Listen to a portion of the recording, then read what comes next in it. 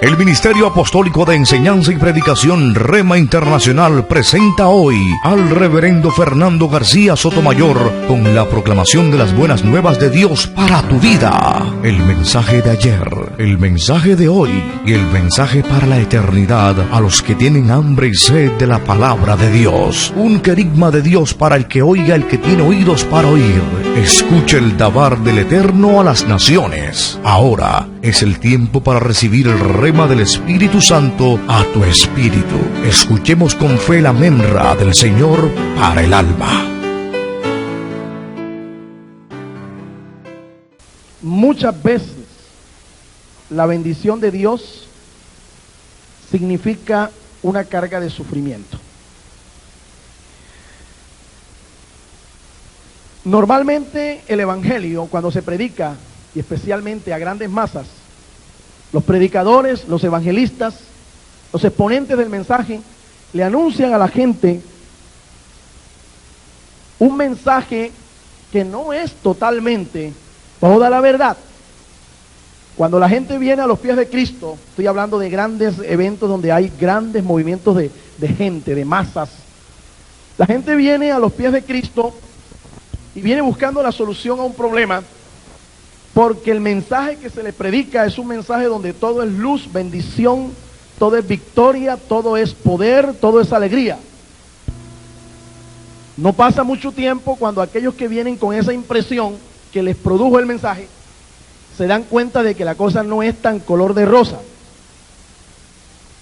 Empiezan a experimentar dificultades, comienzan a experimentar tropiezos y entonces dicen, oye, pero eso no fue lo que a mí me dijeron allá en el estadio, lo que a mí me dijeron en la plaza.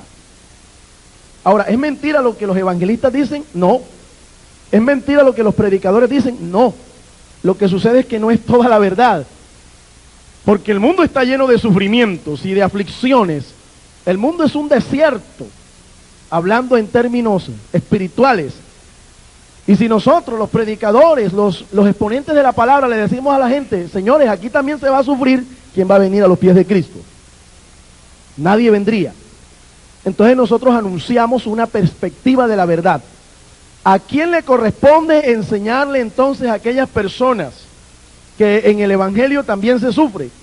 Que solo es una cara de la moneda.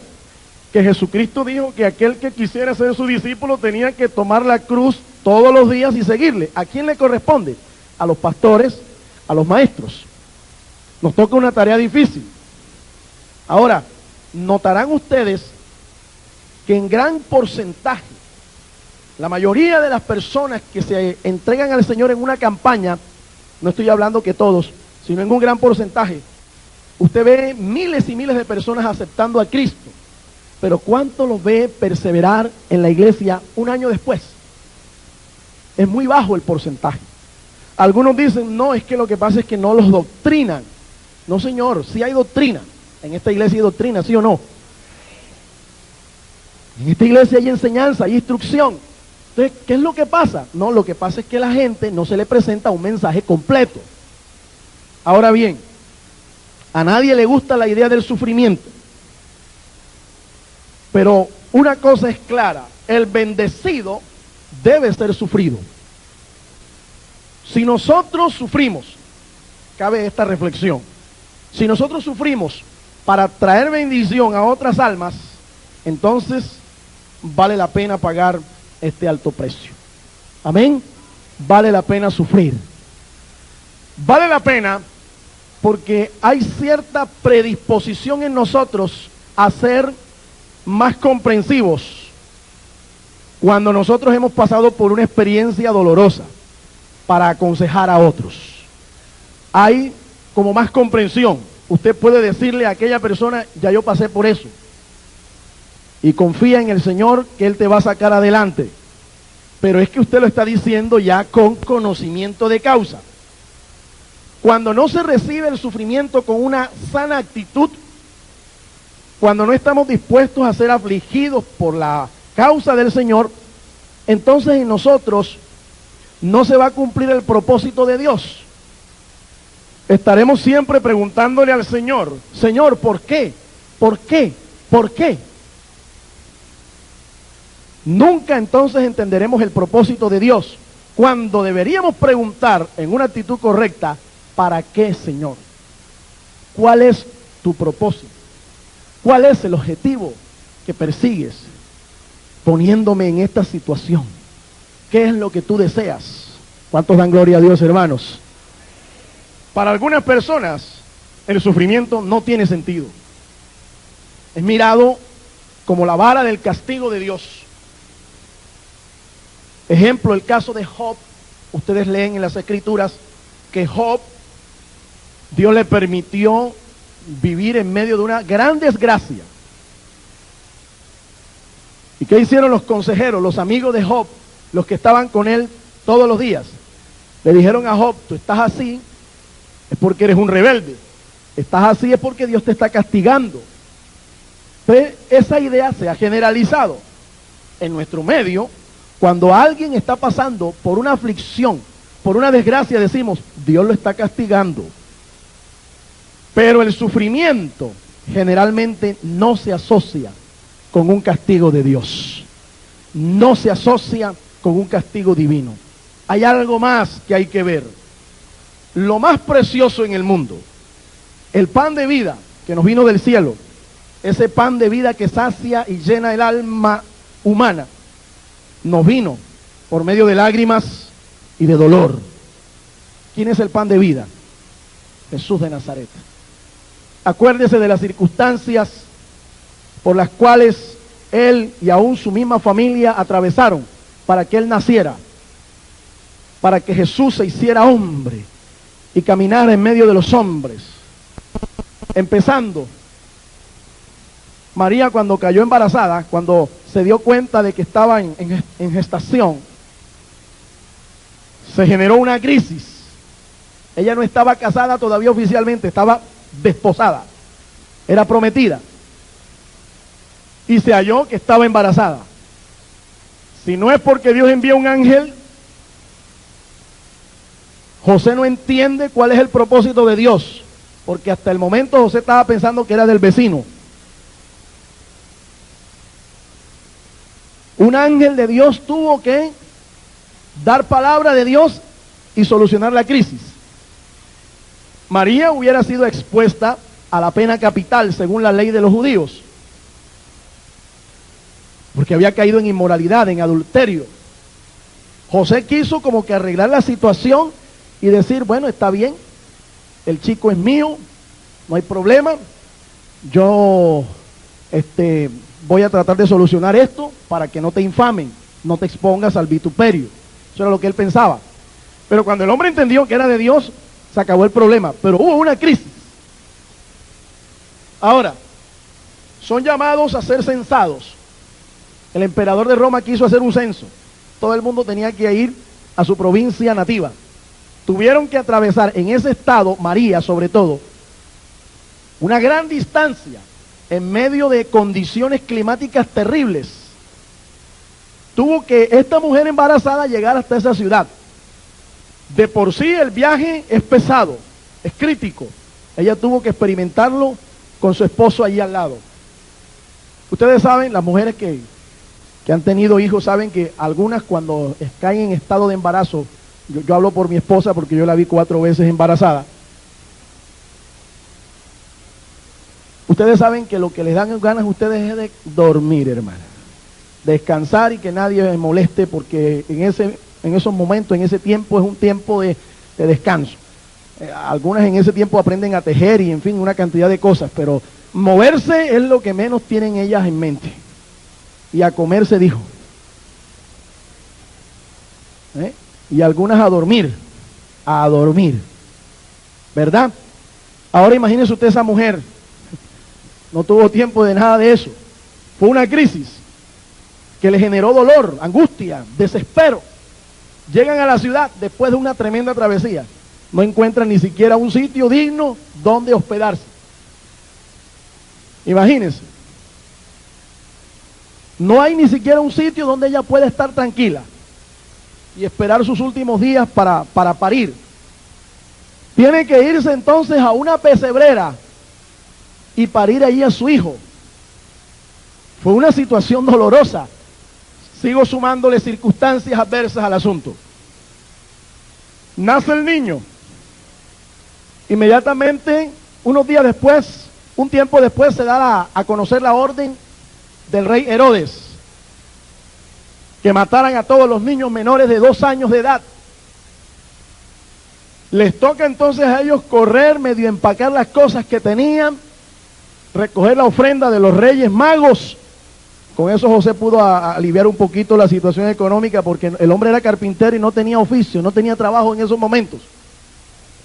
Tuvo que coger la ofrenda. Gracias a Dios que siempre hay gente que está dispuesta a dar ofrendas. Y hasta paganos como esos. Y empacó sus maletas y se tuvo que ir a Egipto, huyéndole a la orden del rey.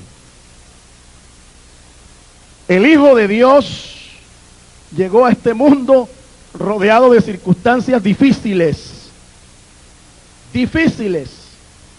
en medio de sufrimiento, en medio de lágrimas y de dolor. De modo que el sufrimiento es parte de la vida integral de un cristiano. No podemos renunciar al hecho de que en la vida cristiana no todo va a ser motivo de gozo, de alegría, de risas. Hay momentos en los que incluso hay que llorar.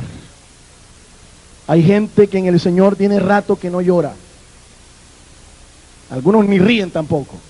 Es decir, es como si estuvieran desprovistos de sentimientos, de emociones.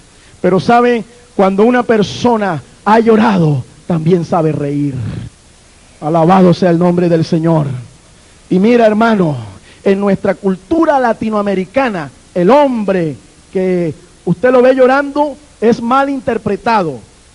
Piensan en esta sociedad machista de que es un signo de debilidad, o incluso es un signo como de feminidad, como que no es tan hombre el hombre que llora. Pero el hombre más macho sobre esta tierra, un día, dicen las Escrituras, que también lloró. Alabado sea su nombre. Aleluya.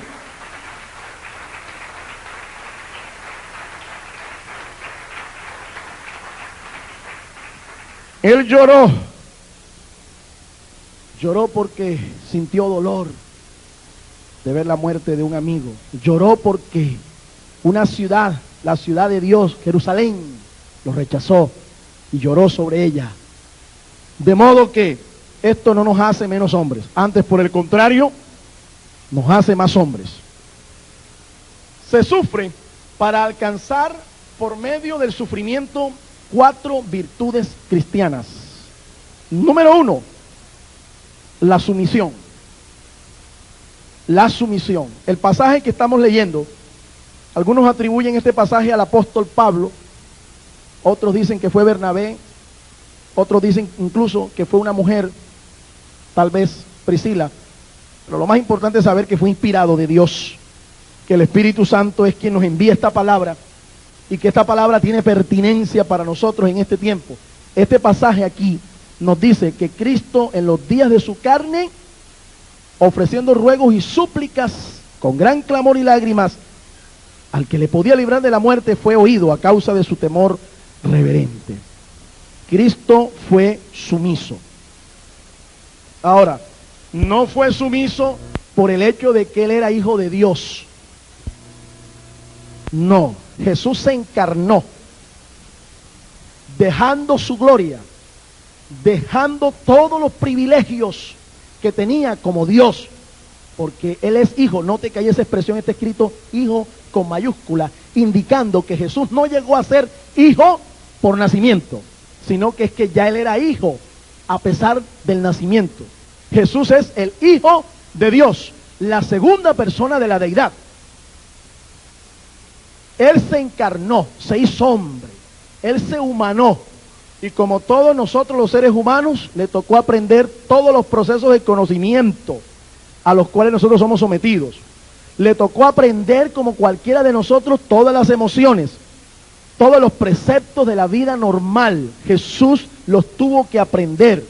Y en ese proceso, dice las Escrituras, que Él fue sumiso. Para ser sumisos hay que pagar un precio bastante alto. Hay que aprender a ser hombres de oración, mujeres de oración. Nadie aprende a ser sumiso porque le nazca. Es todo lo contrario. Nosotros tenemos una naturaleza que nos impulsa, es todo lo contrario. No somos sumisos. Nuestra naturaleza, heredada de nuestros padres terrenales, no nos impulsa a ser gente sumisa. Hay que orar, por eso la oración es algo así como un ejercicio que nos va a ayudar para que aprendamos a ser sumisos. Hay que pagar un precio bastante alto. La sumisión no se adquiere porque le digamos a Dios, yo quiero ser sumiso, mándame una tonelada de sumisión, por favor. Oh Señor, quítame este espíritu de rebeldía. Yo no quiero ser rebelde. Dios no te lo va a quitar. Dios te va a meter en un proceso para que tú aprendas a ser sumiso. Cuando se está en este proceso, muchas veces hay que derramar lágrimas.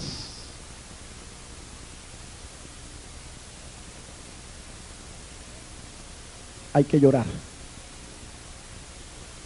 Hay que llorar. Pero no es un llanto de impotencia. Ese llanto es un llanto que mitiga el dolor que nos está causando el aprender a ser sumisos. Hay que llorar. La sumisión es más fuerte que la obediencia, mucho más fuerte. Solamente 2 veces en el Nuevo Testamento se usa ese verbo y da la imagen de alguien que se doblega. Se doblega. En otras palabras, baja la cerviz. Baja la cerviz. Depone sus derechos.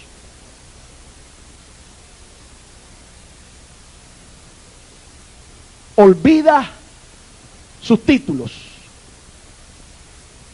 Olvida su posición. No tiene en cuenta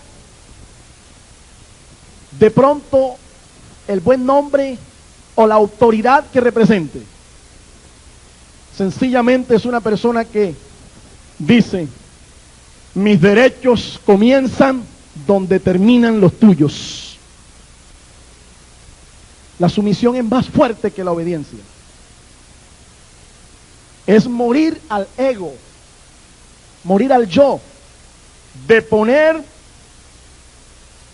de mi corazón el yo del trono y decirle al Señor, te cedo el control de mi vida, dirígeme tú. Eso es ser sumiso. Jesús aprendió eso. La doctrina que predica el apóstol Pablo cuando escribe a los Filipenses en el capítulo 2, la kenosis de Cristo, indica que Jesús no estimó el ser igual a Dios como cosa a que aferrarse, sino que despojándose,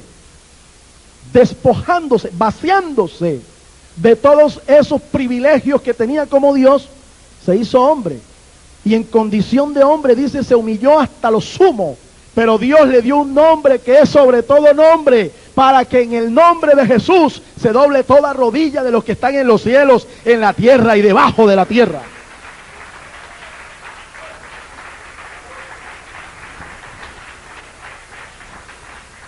¿Cuántos están dispuestos a morir al ego en esta mañana? Van a sufrir.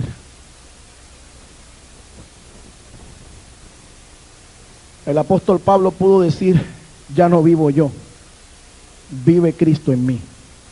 Y eso no lo podemos decir todos, ¿verdad? Se necesita un tiempo para enfrentarnos a las realidades de la vida cristiana, para poder decir como el apóstol Pablo dijo. La segunda virtud, obediencia, no es menos importante que la anterior.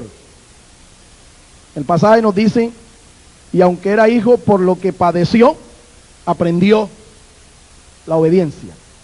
Fíjate que Cristo no nació siendo obediente. Aprendió por lo que padeció a ser obediente. Es que Cristo fue humano, lo mismo que usted y lo mismo que yo. Él se hizo hombre. Él experimentó las mismas tentaciones que usted experimentó, o que usted experimenta a diario. Él experimentó todos los problemas, las aflicciones, las tentaciones, los ataques que usted y yo a diario experimentamos. Él sufrió, y aún su humanidad se ve hasta en el momento más decisivo de su ministerio, en el jardín de Getsemaní. ¿Se acuerdan ustedes cuando él orando,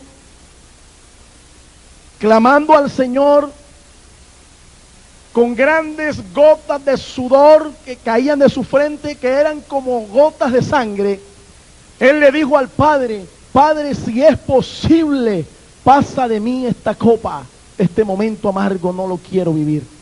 Y dice la Escritura que lo hizo 3 veces. En ese momento Jesús mostró su humanidad. Él sabía la muerte horrenda que le esperaba en la cruz. Y como un ser humano, santo, puro, justo, quiso evitar los horrores de esa muerte. Pero después vemos cómo él, después de ser quebrantado hasta lo sumo, quebrantado en su alma, él le dice al Padre: mas no lo que yo quiera, sino lo que tú has dispuesto. Obedeció y aprendió a obedecer como un ser humano. La obediencia es un proceso de aprendizaje. Es lo que algunos llaman el yugo del Señor. Cuando Jesús dice: aprended de mí que soy manso y humilde de corazón, y llevad mi yugo sobre vosotros, se está refiriendo al hecho de que nosotros no gobernemos nuestra propia vida, sino que le cedamos a Él el control de nuestra vida. Ese es el yugo del Señor. El medio usado en este proceso de aprendizaje de la obediencia es el sufrimiento. Nos va a tocar reconocer muchas veces que nos equivocamos. Nos va a tocar reconocer muchas veces que no lo sabemos todo. Nos va a tocar reconocer muchas veces, así sea en privado o en público, que cometimos un error, que cometimos una falta. Cuando usted es capaz de hacer esto en privado o públicamente, reconocer que se equivoca, admitir que cometió un error, esto a usted lo hace una persona grande ante los ojos de Dios.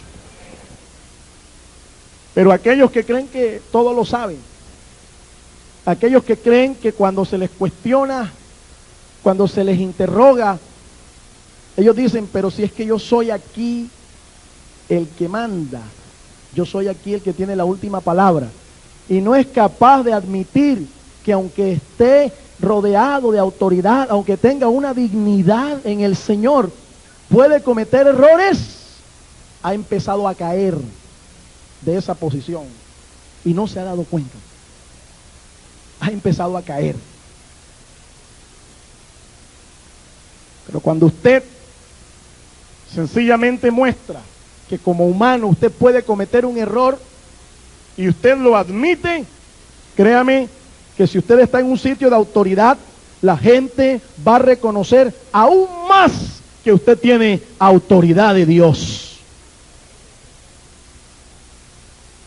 Tenemos que orar y estar dispuestos a obedecer.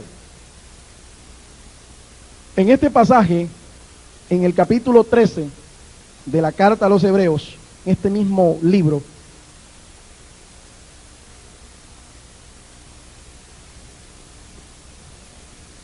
en el versículo 17, dice: obedeced a vuestros pastores y sujetaos a ellos, porque ellos velan por vuestras almas como quienes han de dar cuenta, para que lo hagan con alegría y no quejándose, porque esto no os es provechoso.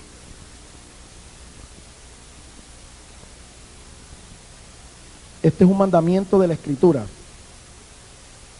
Y no hay opción. Pero ¿sabes? No solo nos está diciendo que hay que obedecerle, sino que hay que estar sujetos. Es decir, estar sumisos. Sumisos. Sabes que la sumisión es más fuerte que la obediencia. Porque una persona puede ser obediente, mas no ser sumisa. Te ilustro. En una ocasión, un padre de familia le estaba diciendo a su hijo: hijo, siéntate. Y el niño no obedecía. Hijo, siéntate, le dijo por segunda vez. Y el niño no obedecía. La tercera vez el padre, ya un poco en un tono de más indignación, le dijo al hijo: siéntate, te ordeno que te sientes. El niño se sentó. Pero sentado dijo: padre, estoy físicamente sentado, pero adentro de mi corazón sigo parado.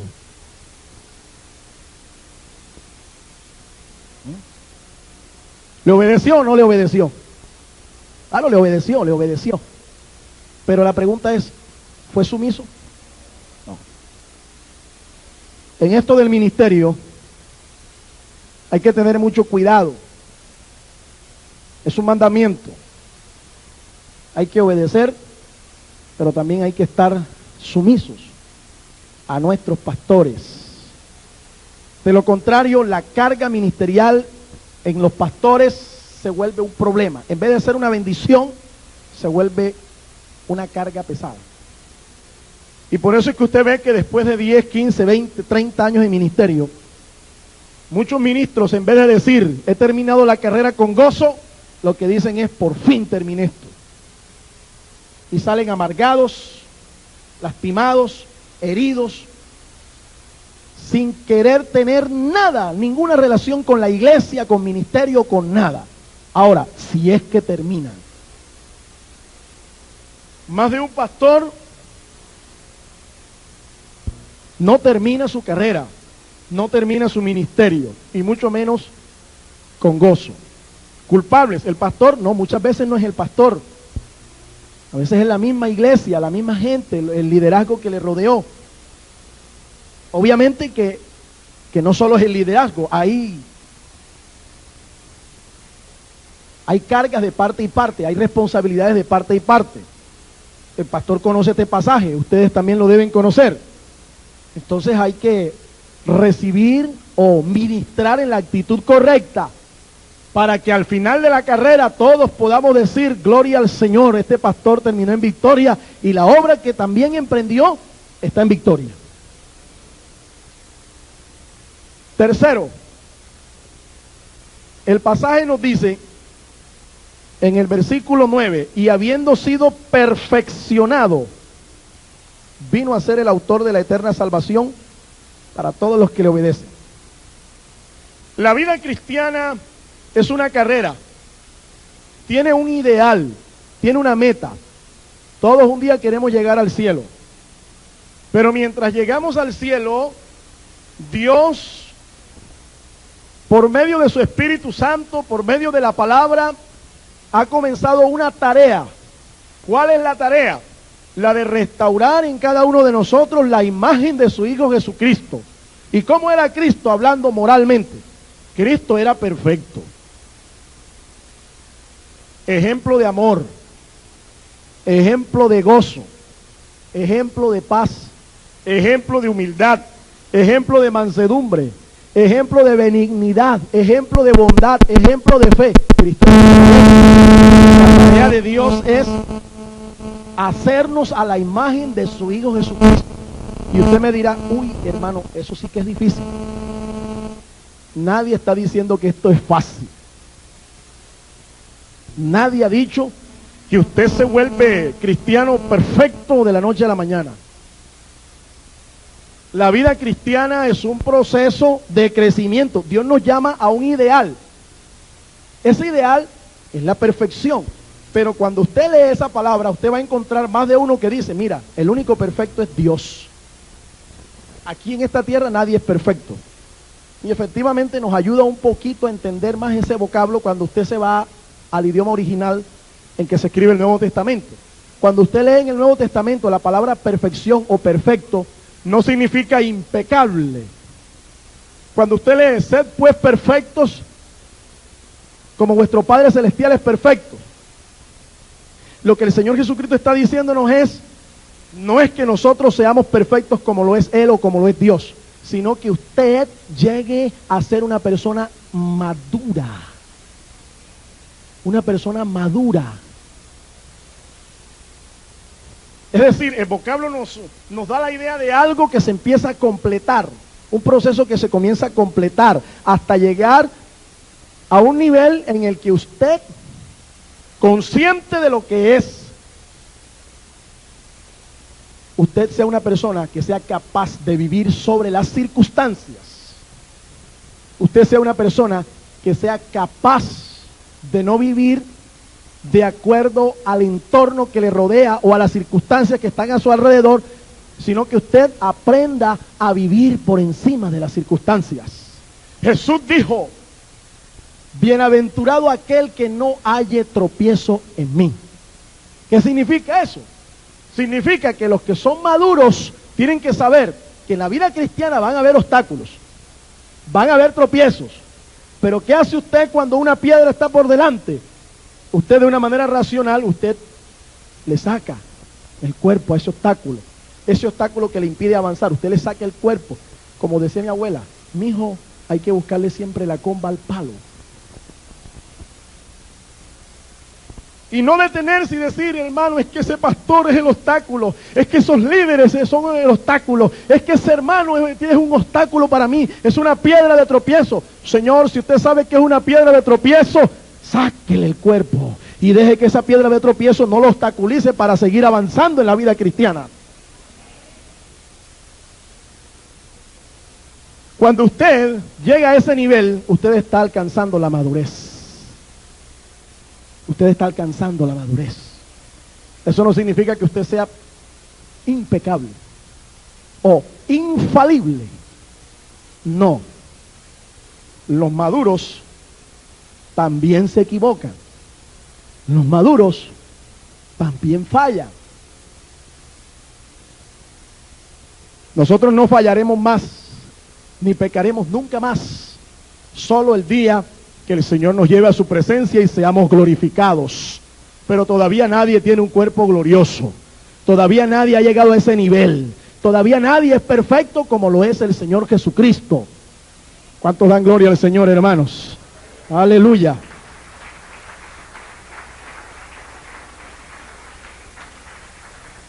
Madurez. Ahora, esta madurez debe ser espiritual, moral y a nivel personal.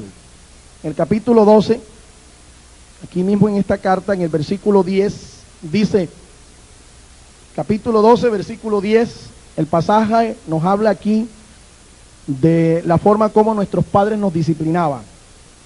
Dice: y aquellos, hablando de nuestros padres terrenales, ciertamente por pocos días nos disciplinaban, como a ellos les parecía. ¿A cuántos de ustedes alguna vez le dieron una paliza, hermano, con cuero, cinturón y todas estas cosas? ¿Cuántos de ustedes sintieron rabia por sus padres? No me diga que no, hermano, que no soy el único. Sentía que lo que estaban haciendo era injusto. ¿Por qué me castigaban? Pero ellos, según les parecía, nos disciplinaban. Y mira lo que dice el pasaje: como a ellos les parecía.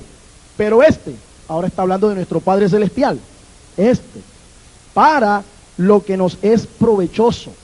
Y subraye la última frase: para que participemos de su santidad.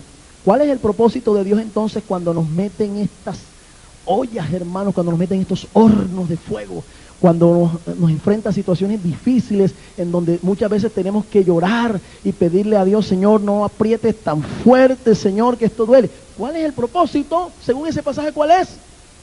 Que participemos de su santidad. No es que seamos más salvos, pero sí que seamos más santos. ¿Cuántos dan gloria a Dios? ¿Cuántos quieren ser más santos cada día, hermano? Aleluya. La santidad. Cierto que cuando nosotros hemos sufrido, cuando nosotros hemos batallado, cuando nosotros hemos sido heridos, como que comprendemos mejor a los hermanos, como que ya dejamos de estar señalando y de estar acusando, como que nos olvidamos que uno señala y el resto están apuntándonos a nosotros.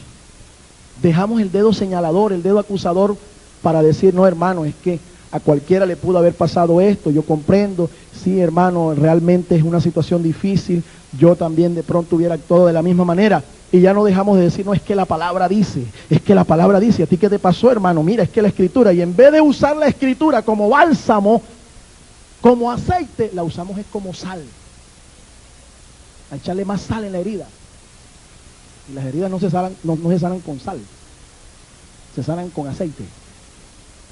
¿Cuántos dan gloria a Dios? Esta perfección o madurez también se le pide a los ministros. Estamos viviendo en un tiempo donde al ministro se le pide excelencia, o como en el mundo le llaman, calidad total. Nosotros no podemos ya darnos el lujo de tener sencillamente ministros empíricos, o que se han contentado con un llamado y han olvidado la importancia de prepararse. El ministro de hoy tiene que ser una persona competente. Debe tener respuestas a los diferentes problemas que se le presentan en su congregación. El ministro está llamado a ser un ministro actualizado. Hay ministros que todavía están rezagados, están viviendo en los años 20 todavía, en los años 40.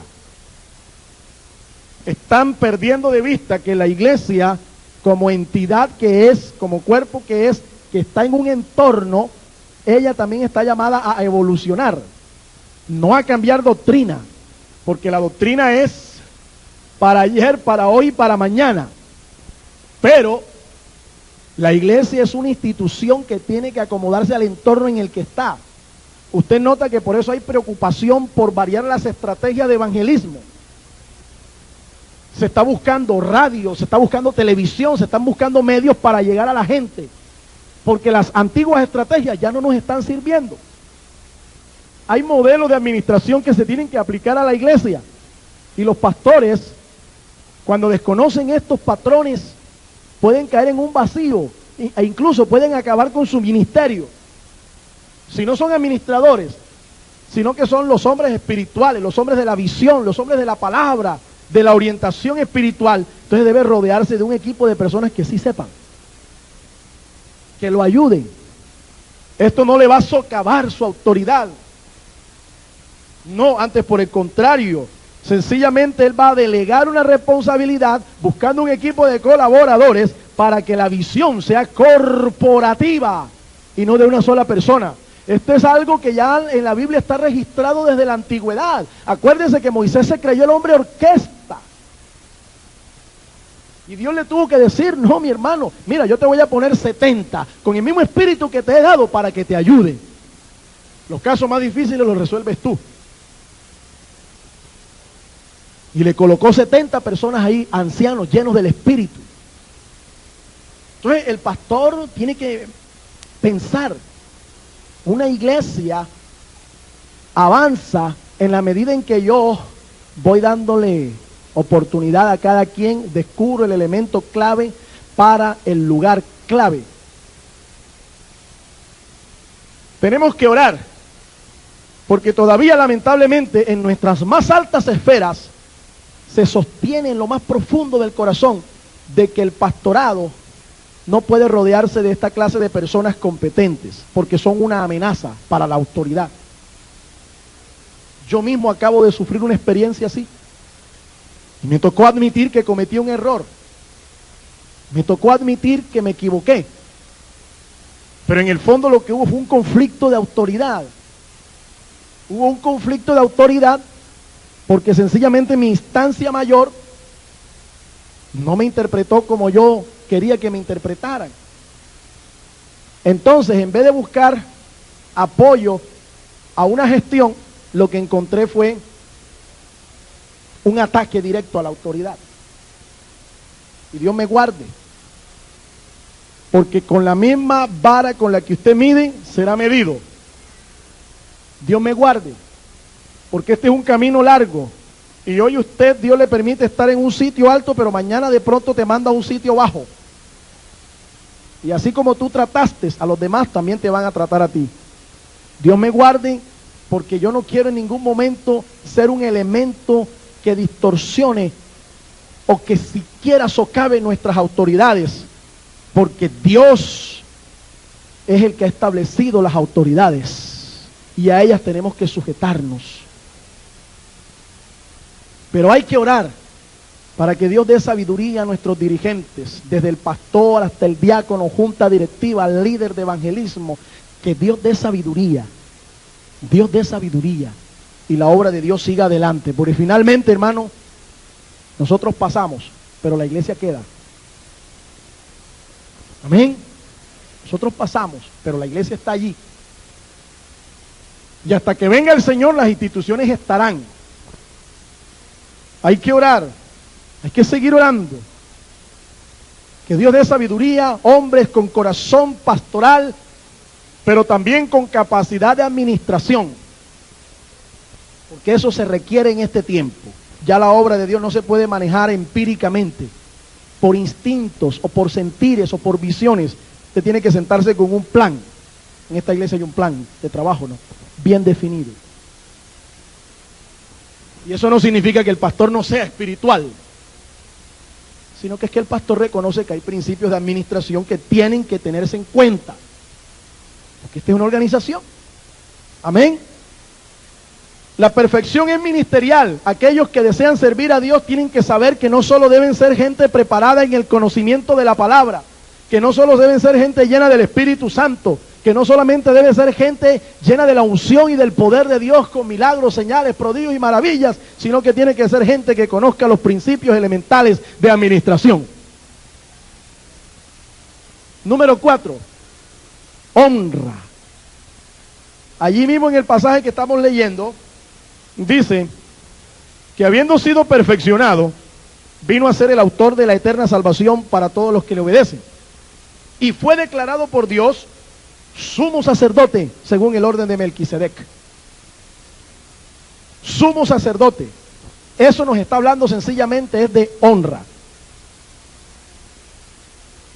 Honra.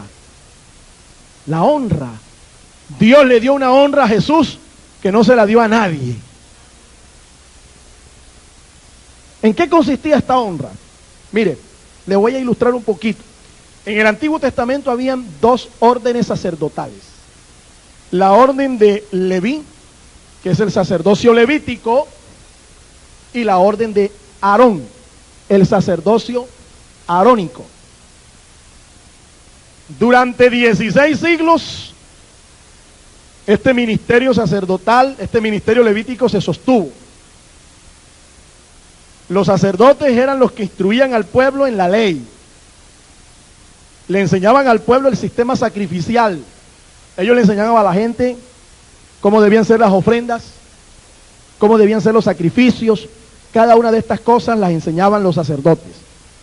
El orden de Aarón era un poco superior al orden levítico. Los levitas eran algo así como sirvientes del templo.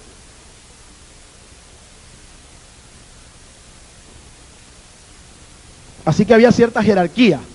No todo el mundo podía ser ministro de Dios. En este tiempo también sigue igual. En este tiempo hay mucha gente que por un llamado, de pronto a un profeta, un pastor, un evangelista le dice, Dios te está llamando a un ministerio, Dios te ha dado un ministerio. Eso no significa que usted ya sea un ministro. Usted tiene que prepararse. Antes empieza una tarea ardua y larga. Yo tengo 18 años de haber sido llamado. Dios me llamó a la salvación. 2 años después me llamó al ministerio. Un joven en una ocasión me preguntó, hermano, y dígame una cosa. Yo estaba enseñándole una clase de homilética, de predicación. Me dice, pastor, dígame, ¿cuánto tiempo más o menos yo debo demorarme para aprender a predicar bien? Yo le dije, yo tengo 16 años de estar estudiando y ahora es que más o menos estoy aprendiendo medio a trazar el mensaje.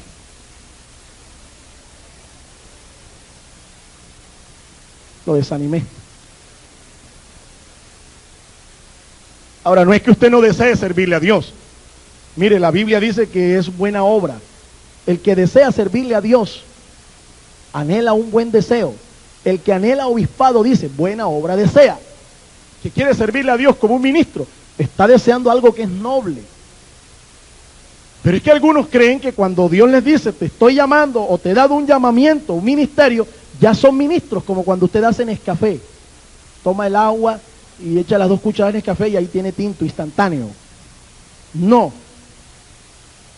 Hay experiencias, hay preparación, usted debe esperar un tiempo hasta que usted alcance la madurez ministerial y usted sí, entonces pueda decir, pastor. A mí me da miedo cuando me dicen pastor o me dicen maestro. Y sobre todo algunos hermanos que yo les he enseñado ahora en este tiempo que pasó, me mandaron unas cartas tremendas. Uno dijo, no podemos permitir que un personaje de tan aquilatado acervo intelectual sea quitado. A mí me asustaron esas palabras.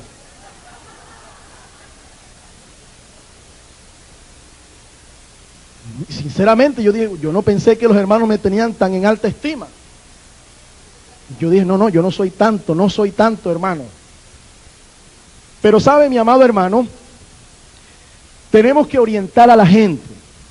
Usted tiene que saber que si Dios le da un ministerio, le hace un llamado al servicio, usted tiene que prepararse y esperar un tiempo de madurez, un tiempo más o menos de cierta experiencia para entonces sí poder ejercer como un ministro.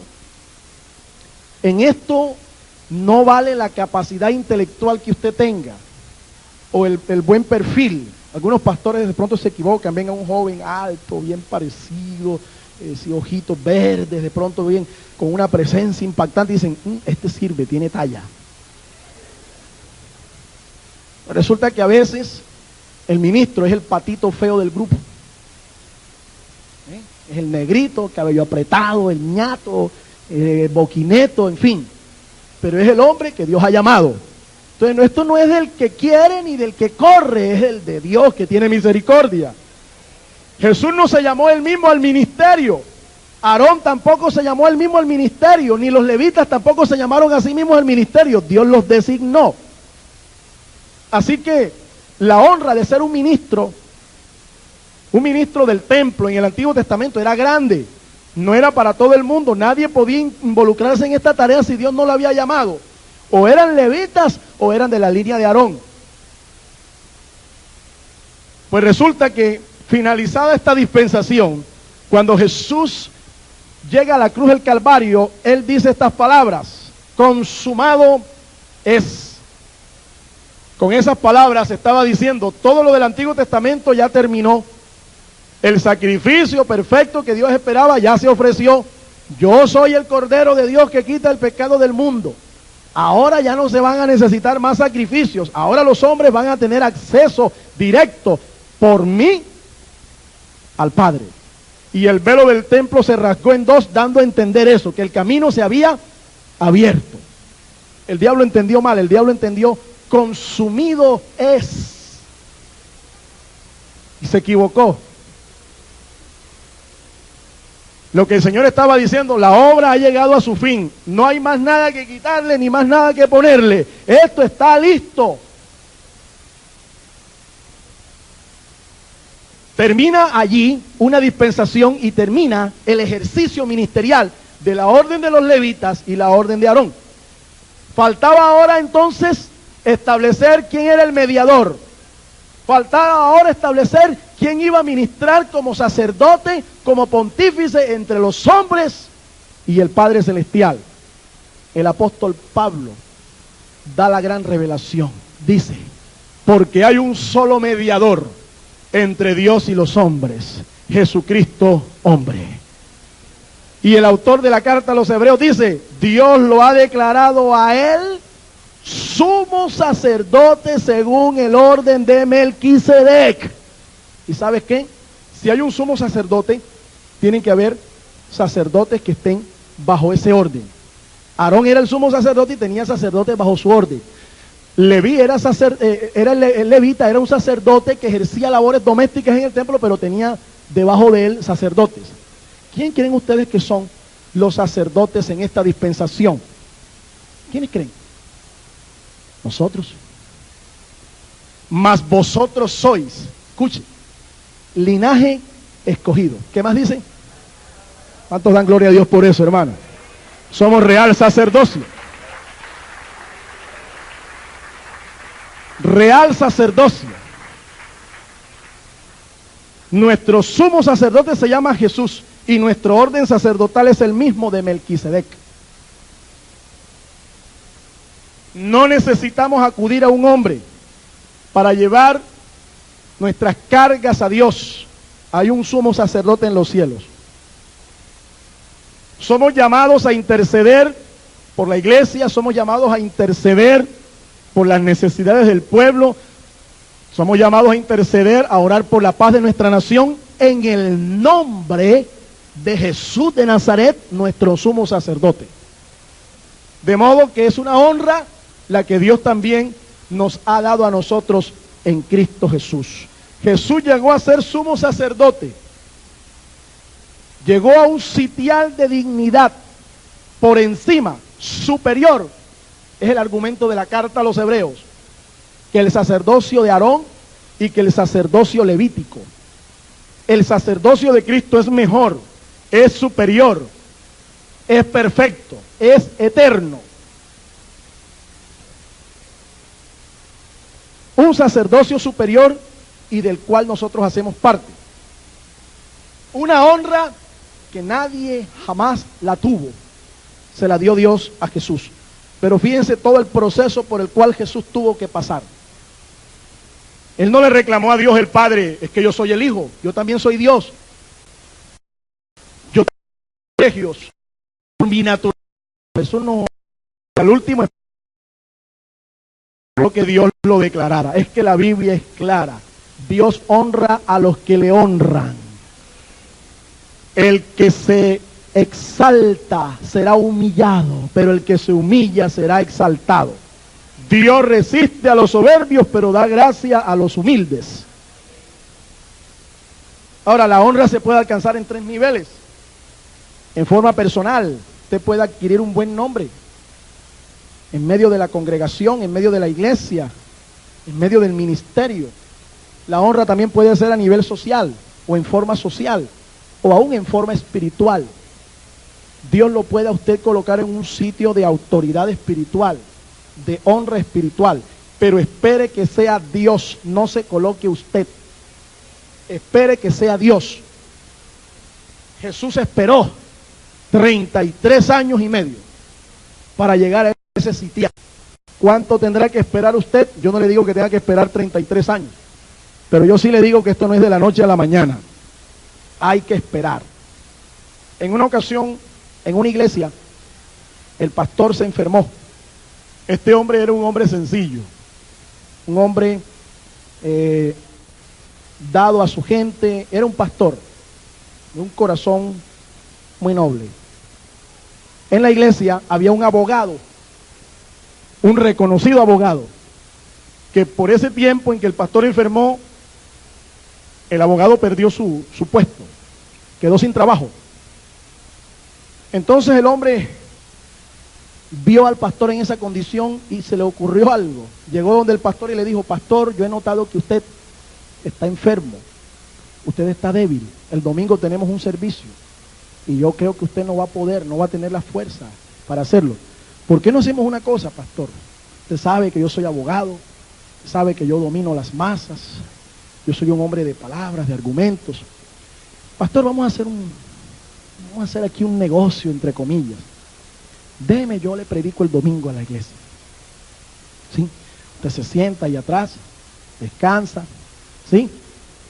Pero eso sí, pastor, usted sabe que yo, estoy urgido, usted sabe, no tengo empleo, sabe, por debajo, bueno, ayúdeme, yo lo ayudo y usted me ayuda.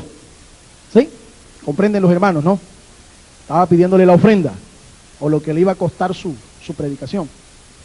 Pastor dijo: está bien, me parece bien, nos vemos el domingo, hermano. Así que el hombre empezó a buscar en todo su bagaje intelectual, cogió la Biblia, comentarios, cogió de todo y preparó tremendo sermón. Llegó el día esperado, domingo, la iglesia estaba llena. culto comenzó y el pastor se sentó en la parte de atrás.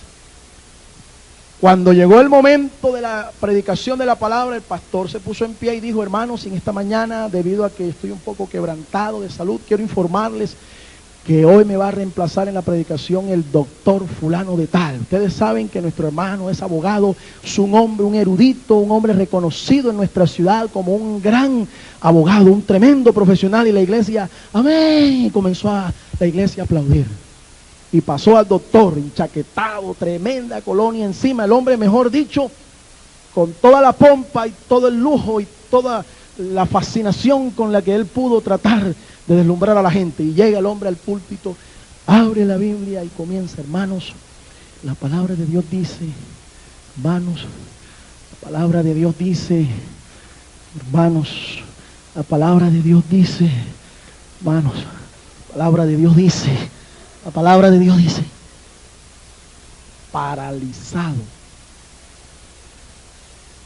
Pastor vio, se paró y le dijo: tranquilo, hermano, no hay problema, siéntese, muchas gracias, siéntese. Pastor tomó la palabra y comenzó a predicar en una forma sencilla, en una forma amplia, fue de bendición.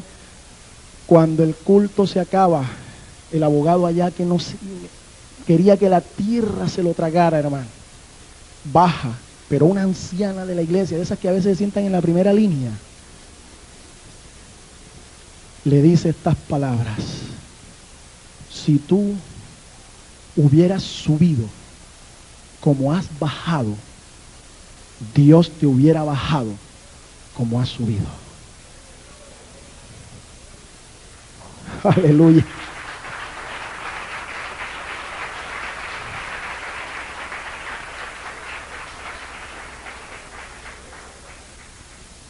Esa sabía teología bastante, ¿no? Esa había visto subir y bajar a muchos. ¿Sabes qué, hermano?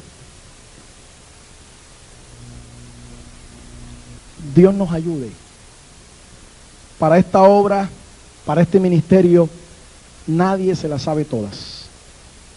Todos los días aprendemos, pero en la medida en que estemos dispuestos a aprender y a someternos al proceso de Dios, Dios nos va a dar la honra que nosotros merezcamos. A algunos les da temor, porque se les ha enseñado de que la gloria y la honra es de Dios, pero Dios nunca ha desconocido el valor que tienen sus ministros en el desarrollo de la obra. Si no fuera así, Dios no nos hubiera encomendado a nosotros el ministerio de la reconciliación, se lo hubiera dado a los ángeles. Pero Dios nos los dio a nosotros, seres imperfectos, seres débiles, pero que apreciamos la obra redentora del Señor y que estamos dispuestos a servir en su obra. Cuando nosotros pasamos por padecimientos, normalmente consideramos que nadie en todo el mundo sufre como nosotros. A veces nos creemos que somos otros mártires del Calvario, que somos los que más sufrimos, que nadie ha sufrido como nosotros, que nadie nos comprende. Y como consecuencia de esta actitud nos encerramos en nosotros mismos y no permitimos que otros nos ayuden, aumentando así nuestro dolor. Hay un hombre que sufrió mucho desde el vientre de su madre. Durante su infancia y a través de toda su vida fue marcado por el sufrimiento. Los profetas hablaron de él como el varón experimentado en quebrantos. Él fue incomprendido, perseguido, rechazado, traicionado, sometido al dolor y aún a la misma muerte, y de un modo horrendo.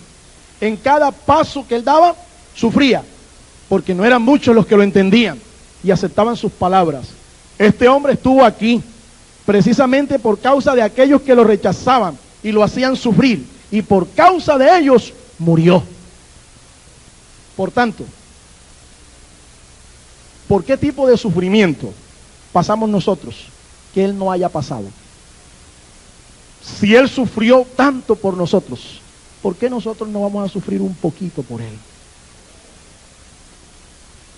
¿Quién es él? ¿Tengo que decirles el nombre? A su nombre sea toda la honra y la gloria, hermanos. Aleluya. Aleluya. Oh, gloria al Señor. Él es el único capaz de entender cada dolor, cada lágrima nuestra, cada situación difícil. No importa por la situación que tú estés atravesando, Él la entiende. Lo más maravilloso es saber que cuando Él viene a consolarnos, no presenta discursos o frasecitas de cajón o sermones simples, acartonados. Él mismo se encarga de la situación, entra en nuestro corazón, nos llena con su vida, con su aliento, con su fuerza, con su espíritu y quita todo dolor, todo sufrimiento y toda angustia. Se abre un nuevo panorama delante de nuestros ojos. Con Jesús la cosa es diferente. Hasta en el desierto más alejado, hasta en el sitio más olvidado, ahí está el Señor con nosotros. Hermano, el Señor nunca prometió que no tendríamos problemas o dificultades. No, su promesa fue: he aquí, yo estoy con vosotros todos los días hasta el fin del mundo. Llevad mi yugo sobre vosotros y aprended de mí, que soy manso y humilde de corazón. Y dice, y hallaréis descanso para vuestras almas. ¿Cuántos han hallado ese descanso? ¿Cuántos pueden darle un fuerte aplauso al Señor? ¡Aleluya! Póngase de pie, hermano. Póngase de pie. Para algunos de pronto es